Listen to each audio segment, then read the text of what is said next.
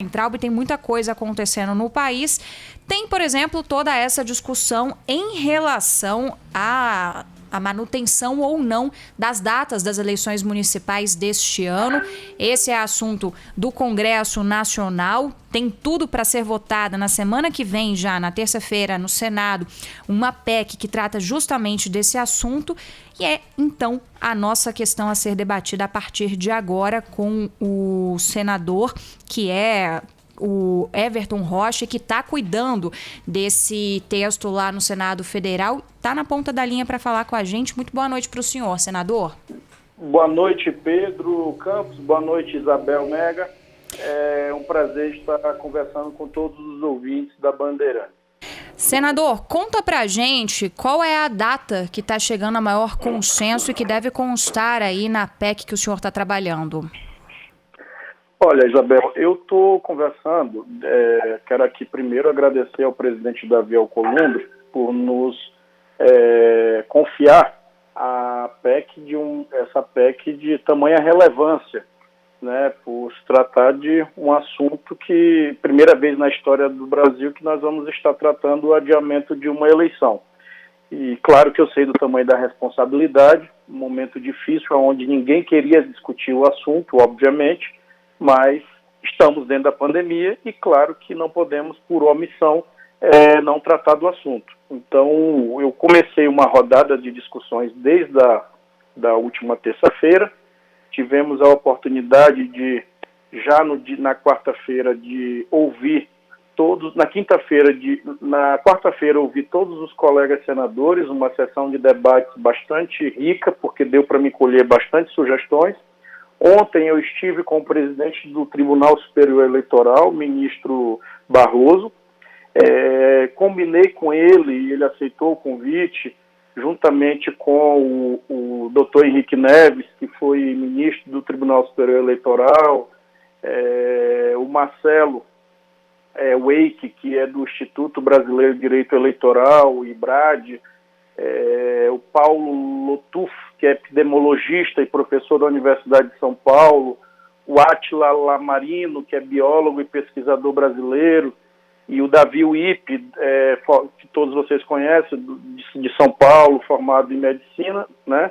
E está diretamente no Observatório do Covid, acompanhando essa situação de perto em São Paulo. Nós convidamos eles para participar de uma comissão geral na segunda-feira, a partir das 14 horas. Então, o presidente do Tribunal Superior Eleitoral, o ministro Barroso, vai estar presencialmente conosco lá no Prodazem, no Senado, ouvindo esses infectologistas, os advogados e os senadores.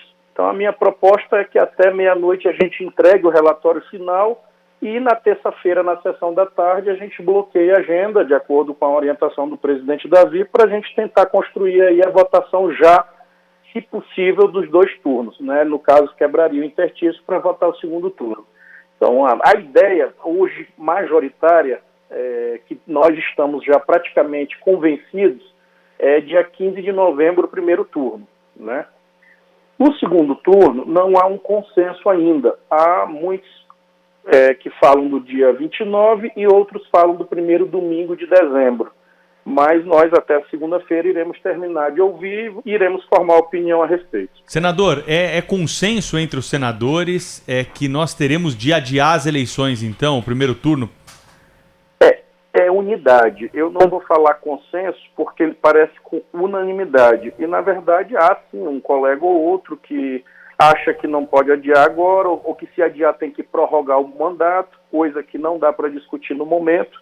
E é muito importante a população, as pessoas compreenderem que a PEC que eu estou como relator, que é a PEC 18 do senador Randolfo Rodrigues, eu tenho mais 5 PECs apensadas a ela que trata do tema exclusivo adiamento de eleição. A PEC que trata sobre prorrogação de mandatos, ela é uma outra PEC, que é a PEC do senador Wellington Fagundes, que tem mais 4 PECs correlatas. Então, por que eu estou dizendo isso? Ninguém adivinha o vírus, a pandemia, não dá para você, numa situação dessa, adivinhar qual é o período certo que vai dar para fazer.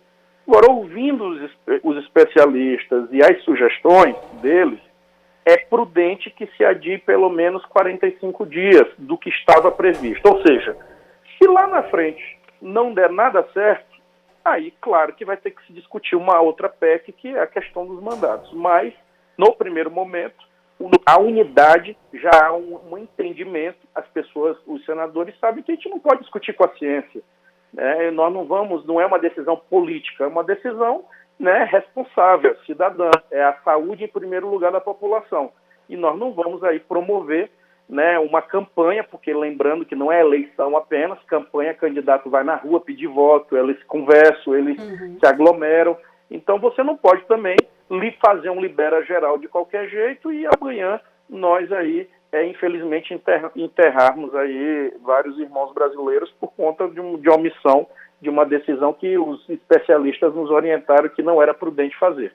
Agora, senador, no Senado esse é um assunto um pouco mais pacificado do que na Câmara dos Deputados, né? Na Câmara tem uma pressão ali direta, um pouco maior, por exemplo, dos próprios prefeitos, de quem já é prefeito e está tentando a reeleição. O senhor acredita que é possível construir neste momento já essa costura com a Câmara dos Deputados? Ou há uma tendência de que se aprove algo no Senado e aí lá na Câmara se desconstrua isso e essa discussão não vá para frente? Olha, eu confio muito na responsabilidade e no civismo da Câmara dos Deputados. Eu vim de lá, fui líder 3 anos, 2 do PDT e 1 da minoria, e sei que é uma casa do diálogo, tanto que eu estou me propondo a conversar com eles. Esse final de semana todo farei várias conferências, várias reuniões. Ontem mesmo eu conversei com mais de 40 prefeitos lá do meu estado, do Maranhão, e majoritariamente todos eram contra o adiamento da eleição. Quando eu fiz as explicações que neste momento tenho a oportunidade de fazer aos ouvintes da Rádio Bandeirantes, disse a eles que caso a gente concretize esse relatório e mantenha dia 15 de novembro, que eles não se preocupassem, que eu também não iria manter o período vedado, né? E eu percebi que isso aliviou muito, né? Muitos prefeitos que estavam preocupados com essa questão do período vedado, eles já então disseram assim, então se tem que adiar, mas você vai adiar os prazos também, então isso já pelo menos nos ajuda a manter a governabilidade e as condições do prefeito trabalhar. Porque o que as pessoas têm que compreender? Não é o 4 de outubro, é porque antes do dia 4 de outubro, no caso 4 de julho, a legislação já começa a apertar no sentido de ter o controle, para que não haja disparidade de armas entre os candidatos. Então, o que acontece? A partir do dia 4 de julho, você já é período vedado para inaugurar a obra, para entregar qualquer benfeitoria no município com a presença do prefeito, de receber convênio, quem faz a apresentação de programa de televisão no meio de comunicação, um radialista, um jornalista, enfim, um apresentador de TV ou de rádio, que quiser ser candidato é o período que ele tem que se compatibilizar. Tem várias regras, mas não é razoável, se eu vou adiar a eleição 42 dias, 43 dias, eu manter esses prazos, assim como a convenção. A convenção hoje é do dia 20 de julho ao dia 5 de agosto, na atual legislação. Então, se eu vou adiar para o dia 15 de novembro, é razoável que eu leve a convenção para o dia 31 de agosto a 16 de setembro, compreendeu? Não virou aquela história. Exatamente. Senador, tem alguns ouvintes aqui perguntando, né, sobre a tramitação dessa PEC e, claro, isso tudo vai ser discutido efetivamente na comissão e depois em plenário, mas nós teríamos a possibilidade de fazer o adiamento só em algumas regiões do Brasil e manter o primeiro domingo de outubro, onde o coronavírus tiver numa situação mais confortável, a pandemia tiver com números mais confortáveis? É um dos questionamentos que me foi feito ontem. Eu me comprometi com os prefeitos para conversar com o ministro Barroso e saber se tecnicamente em que implicaria nós darmos, por exemplo, um gatilho, dizer, olha, você nessa data é a geral e as regiões que não puder, adia-se apenas a região, não o restante do Brasil, porque a gente está falando de um país continental como o Brasil, né? Chove lá no Maranhão e lá em Floripa pode estar fazendo um sol enorme, então são realidades diferentes. Então, uma das questões que são pontos que nós estamos em dúvida, e eu vou tirar essa dúvida e iremos saber se tem condição, é de criar alguma saída nessa direção. Uma outra também pergunta que teve como sugestão, e a gente está ainda avaliando, é se a gente nesse relatório, assim, como de forma excepcional, por conta da pandemia, a gente deixasse, por exemplo, o eleitor a partir de 60 anos ser facultativo o voto dele, né? Além de outras medidas como o alargamento dos horários, né? Em vez de ser de 8 às 17, se abrir mais cedo as urnas e fechar mais tarde. Mas adianto que 2 dias ficou inviável, porque só para o ouvinte ter uma ideia, uma logística dessa no Brasil, por um dia, a gente está falando aí de uma despesa de quase 200 milhões de reais. Então, não tem como a gente manter 2, 3 dias, porque ficaria inviável. 200 milhões de reais. Quase 200. Quase 200. Você está falando aí de logística de urnas, de diárias de servidores, você está falando de alimentação, você está falando de equipe de logística de segurança. É toda uma logística, porque você está falando aí de 5 mil e poucos municípios ao mesmo tempo e tendo que ser seguro o processo. Não é simples. Senador, uma curiosidade, toda vez que a gente está lidando aí com questões envolvendo disputa eleitoral, enfim, se tem às vezes algumas ideias dentro do legislativo de se emplacar outros temas em propostas desse tipo.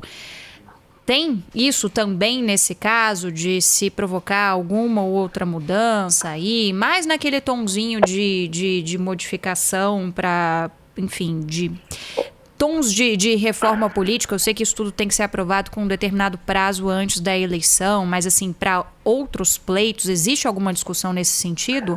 Olha, chegaram várias sugestões e eu fiz esse apelo aos colegas. Eu disse, meus amigos, não vamos cometer o erro de perder o foco, porque senão isso aqui vai virar uma mini reforma eleitoral, aí mesmo que não vai passar, vai dar problema, e não é o que nós estamos numa situação excepcional para, então, uma solução pontual. O máximo que pode acontecer, por exemplo, eu sou muito simpático, e se a casa permitir, por exemplo, adiar a posse dos eleitos para o dia 2 de janeiro, que já é uma reclamação geral no Brasil todo, de você ter que fazer posse na virada do ano, né? Além de ser um feriado, todo mundo tem as festividades da virada do ano e tal. Então, assim, vamos supor que a maioria dos partidos e os municípios concordem. Então, a gente coloca lá, porque é uma coisa que eu acho que não vai ter muito problema. Mas se tiver, também nem discuto. Tiro para evitar problema.